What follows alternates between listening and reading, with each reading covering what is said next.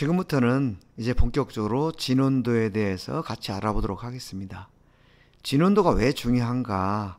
그것은 가장 대표적으로 축과 베어링의 예를 들 수가 있는데요. 축과 베어링이 서로 조립돼서 이제 회전을 할 때 그 축과 베어링 사이에는 어떤 윤활막이 생길 수가 있고요. 그 다음에 이 진원도가 완벽하지 않을 경우에는 그 접촉으로 인해서 이런 마모가 생길 수가 있고, 또 그 마모가 생기면 그것으로 인해서 치수가 변화가 생기고, 이런 것들 때문에 이제 축과 베어링 사이의 진원도를 가장 기본적으로 설명을 하고 있습니다. 이것은 우리 주변에서 많이 사용되는 원통형 제품인데 진원도를 중요하게 관리하는 부품들입니다. 커넥팅 로드죠. 이쪽 양쪽에 축이 조립이 되고 이것이 회전을 하면서 이 사이에 이제 마찰을 일으키게 되고요. 우리가 복사기입니다. 복사기에서 이 원통이 정확하게 가공되지 않으면 종이를 밀어줄 때 그 종이가 이제 이렇게 우그러지는 현상이 나오게 되죠. 그리고 이것은 뭐 화장품일 수도 있고, 또는 우리가 사용하는 여러 가지 용기 중에 이게 디스펜서라는 것이 들어가게 되는데, 이것도 마찬가지로 여기에 이런 일종의 원통 부품이 조립이 되는 거나 마찬가지죠. 그래서 이것을 이렇게 아래 위로 움직여줬을 때 가공이 제대로 됐냐 안 됐느냐에 따라서 일정한 양이 밖으로 나오느냐 안 나오느냐 차이가 있게 되겠죠. 그리고 이것은 우리가 많이 사용하는 베어링의 레이스 부분, 지금 이 부분이겠죠. 그 다음에 베어링의 볼, 이것은 구인데, 구도 마찬가지로 원이 조합된 거라고 보시면 되고요. 그 다음에 여기 힙 조인트라고 그랬는데 이것은 인공관절입니다. 우리가 의공학에서 쓰이는 인공관절인데, 이것도 마찬가지로 이 부분에 진원도가 좋지 않으면 이것이 걸어다니면서 운동을 할 때 어떤 느낌이 달라지는 이제 그런 영향이 있겠죠. 지금 몇 가지 보신 것처럼 우리 생활 주변 또는 자동차 부품 이런 곳에서 진원도가 굉장히 중요하게 사용된다는 것을 알 수가 있고요. 이 진원도는 주로 끼워 맞춤 제품 또는 회전과 관련된 것, 소음과 진동, 마찰, 기밀, 전송적 밀도, 이러한 것들이 중요한 곳에서 진원도를 중요하게 관리를 하게 됩니다. 지금 보시는 영상은 다양한 방법으로 원통 연삭을 하는 영상들입니다. 지금 이것은 원통 연삭입니다. 양 센터에 공작물을 고정시킨 다음에 돌리개로 공작물을 회전시키고, 그 다음에 휠이 돌아가면서 원통을 가공하는 모습이고요. 지금 이것은 센터리스 연삭입니다. 이것은 센터로 고정하지 않고 양 숫돌 사이에 공작물을 이제 이송시키면서 이제 가공을 하는 이제 그러한 가공 방법입니다. 이것은 바이트를 이용해서 내경 원통을 가공하는 장면이고요.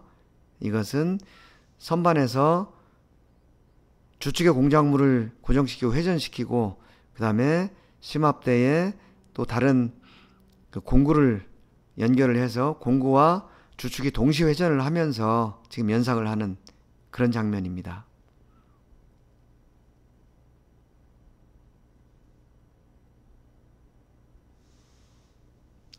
그리고 이것은 공작물은 회전시키지 않고 스핀들과 그라인딩 헤드가 회전하면서 내경을 가공하는 이제 그러한 가공하는 모습이 되겠습니다. 이제 이러한 여러 가지 방법으로 원통 형상을 가공을 하는데, 그럼 진원도는 어떤 요인에 의해서 주로 발생이 되는가 하는 것들을 지금 정리해 놓았습니다. 공작기계의 주축, 베어링의 결함이 되겠죠. 그 다음에 공구 접촉 시의 변형, 센터 작업 시의 축심의 불안전, 척 작업 시의 압력, 인발 또는 압출 금형의 형상 불량, 센트리스 연삭, 그 외에 여러 가지가 있는데, 여기서 지금 이 양 센터에 고정을 시키고 공작업물을 회전시키고 여기서 숫돌도 회전을 하게 되는데, 이 축이 완전히 일치하지 않으면 진원도가 발생이 되고요. 그 다음에 척작업이라는 것은 이런 공작물을 척으로 고정을 하고 내경을 가공을 할 때, 고정을 했을 때는 여기에 압력이 가해진 상태에서 가공을 하는데, 가공을 하고 나면 이 척을 풀게 되죠. 그러면 압력이 해제가 돼서 가공됐던 부분들이 탄성 변형으로 일정량 밖으로 튀어나오는 부분, 이런 부분이 있고요. 이 센타리스 연삭에서는 이송숫돌과 가공숫돌의 치수나 회전수의 비율에 의해서 반드시 등경외원이라는 것이 발생하게 됩니다. 요 척으로 작업할 때도 요 등경외원이라는 것이 발생을 하게 되는데요. 요것은 요 등경외원에 대해서는 뒤에 가서 다시 또 잠깐 설명을 하겠습니다. 예, 지금까지 진원도가 왜 발생하고 왜 중요하고 이런 것들에 대해서 개략적으로 알아봤는데요. 그러면 진원도라는 것이 무엇인가, 그 정의에 대해서 알아보도록 하겠습니다. 먼저 진원도라는 것은 원이 진원이냐 아니냐, 즉 원이 얼마만큼 진원이 아니냐, 그 정도를 따지는 것이 진원도입니다. 그래서 진원도를 이해하기 위해서는 먼저 원이 무엇인가를 생각을 해봐야 되는데요. 원이라는 것은 평면상의 한 점에서 동일한 거리에 있는 점들의 집합, 이것이 원의 정의입니다. 즉 원이라는 것은 평면상의 한 점에서 동일한 거리에 있는 점들의 집합이니까 이 R값이 전부 같다는 의미가 되죠. R1은 R2는 R3 이렇게 해서 Rn까지 이 모든 이 반지름이 다 같다라는 뜻입니다. 그런데 진원도는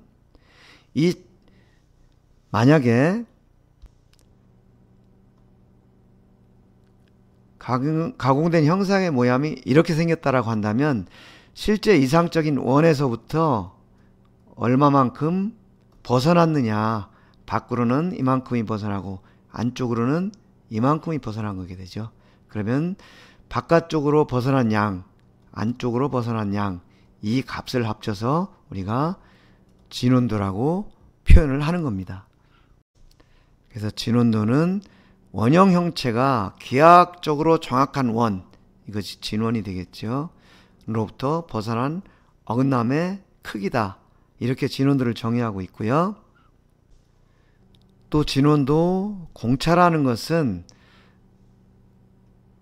평면상의 어떤 한 점에 대해서 작은 원, 큰 원, 동심인 이 두 원을 정해놓고 이 사이에 가공된 원이 있어야 된다 라고 정해놓는데, 그것을 진원도 공차역이라고 표현을 합니다.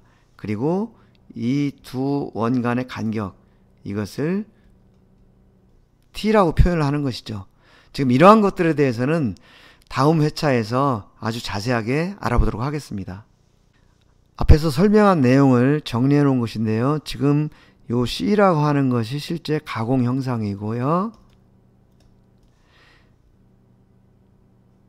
이 두 개의 원이 공차역입니다. 여기서는 F라고 표현을 했죠. 그리고 이것이 의미하는 것은 이 가공한 형상이 이 두 원의 공차역 사이에 있어야 된다, 이런 것을 의미하는 겁니다. 예를 들어서 이 F라는 요 사이의 간격이 0.01이다 라고 한다면 도면에는 진원도 0.01 이렇게 규제가 되고 이것은 이렇게 이제 해석을 하게 되는 겁니다. 예, 이것은 ISO에서 규정하는 진원도의 의미인데요. 지금 여기처럼 진원도 0.03 이렇게 규제가 됐다 한다면 이것은 바로 이런 의미가 되는 거죠. 이 t가 0.03이 되는 것이고 이 면에 가공한 형상은 이 0.03 범위 내에 있어야 된다. 즉 이 범위 내에 있으면 합격이 되고 이 범위를 벗어나게 되면 불합격이 되고 이제 이런 의미로 이해를 하시면 됩니다. 이것도 같은 내용인데 이것은 미국 규격 ASME Y14.5에서 진원도를 규제하고 해석하는 방법입니다. 규제 기호 동일하고요. 그 의미도 동일합니다. 요 두 동시음은 요것이 공차역이 되는데 그것이 0.25라는 뜻이고요. 가공한 공작물은 지금 요게 공작물이 되는데요. 이 공작물은 0.25 범위 내에 있어야 된다. 이런 뜻이고요. 이 진원도를 측정할 때는 기준 축의 수직인 방향을 잘라서 이 부분에 대해서 측정을 해야 된다라는 것을 이제 규제를 하고 있습니다. 그 앞에서 척작업이나 센터리스 연삭을 할 때 등경외원이라는 것이 발생한다고 말씀을 드렸는데 등경외원이라는 것은 원형 단면에 여러 지름을 여러 방향에 측정할 때 지름은 항상 일정한 것처럼 보이지만 실제 형상은 진원이 아닌 원, 이것을 등경외원이라고 합니다. 즉 지름은 같지만 원이 왜곡됐다. 이제 이런 의미가 되는 거죠. 그래서 이것은 척작업이나 센터리스 연삭에서 주로 발생하고 이것은 조립성에 굉장히 중요한 영향을 줍니다. 그리고 이것이 또 문제는 진원도 전용 측정기를 사용하지 않고는 발견하기가 어렵다는 그런 문제가 있기 때문에 이런 척작업이나 센터리스 연삭을 하는 이런 공정에서는 이 등경외원을 어떻게 검사할 건가에 대해서 고민을 해봐야 될 것 같습니다. 예를 들면 이런 현상입니다. 3조 척으로 여기서 척으로 고정을 하고 이 공작물을 가공을 했는데 이렇게 척으로 고정한 상태에서 이것이 진원으로 가공이 됐다고 가정을 해볼 때 가공이 끝나고 나면 척을 풀게 됩니다. 척을 풀게 되면 여기에 압력이 풀리면서 이 압력 때문에 탄성 변형이 됐던 부분들이 밖으로 튀어나오게 되는 거죠. 그러면 척으로 고정했을 때는 이렇게 진원으로 가공이 됐는데 척을 풀고 나면 지금 여기서 보시는 것처럼 이러한 진원이 아닌 형상이 발생되게 되는 거죠. 그럼 이 등경외원은 어떠한 특성이 있느냐? 지금 보시는 것처럼 마이크로메타로 지금 이 엠빌과 스핀들에서 측정을 할 때 이것은 공작물입니다. 공작물이 어느 부분을 측정을 해도 지름이 다 같게 나온다는 겁니다. 즉 이 부분을 측정할 때하고 이 부분을 측정할 때하고 이 부분을 측정할 때하고 이 부분을 측정할 때 이 지름이 전부 같은 값이 나온다는 거죠.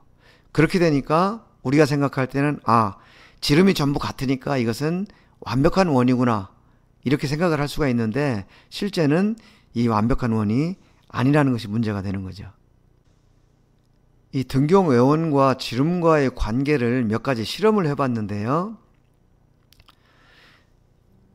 진원이든 아니면 삼각형으로 굴곡이 졌든 오각형으로 굴곡이 졌든 칠각형으로 굴곡이 졌든 마이크로메타로 측정하면 동일하게 25mm가 나오는 경우입니다. 마이크로메타로 측정을 할 때는 이렇게 나오지만 이것이 핀이냐 붓이냐에 따라서 상대방 부품하고 조립이 되어야 되는데 그 조립될 때는 이 측정된 지름하고 다른 값이 필요로 한다는 거죠.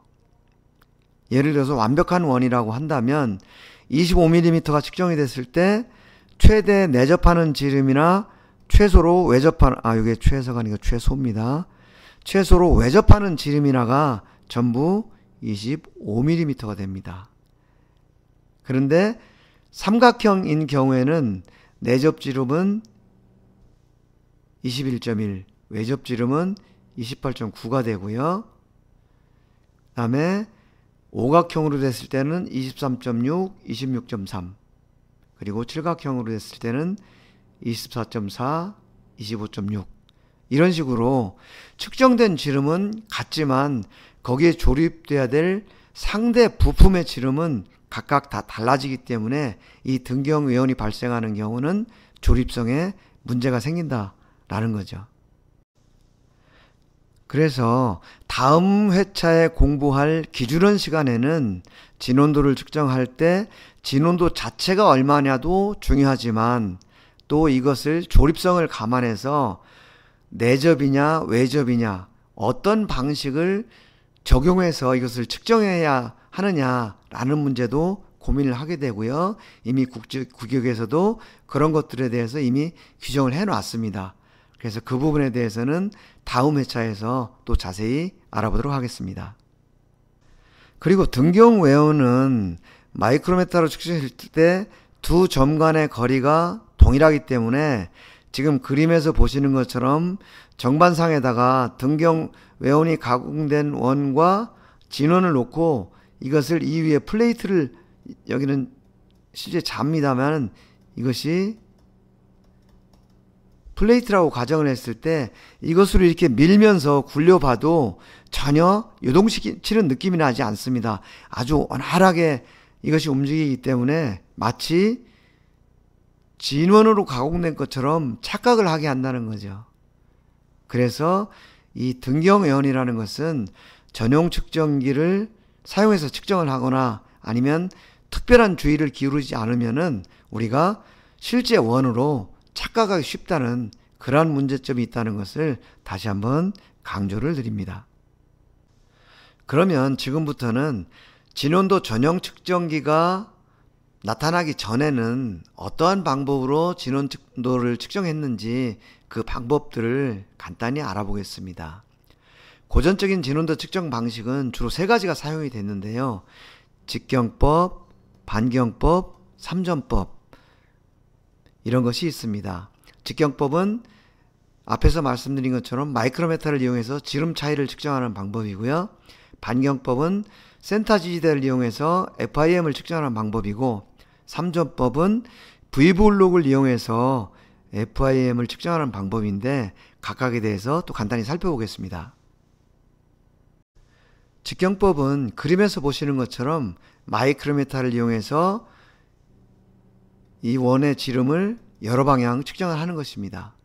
즉, 이 방향도 측정을 하고 이 방향도 측정을 하고 여러 방향을 측정을 해서 그 지름의 차이값을 반으로 나눠서 반지름의 차이값이라고 이제 보는 방법이죠.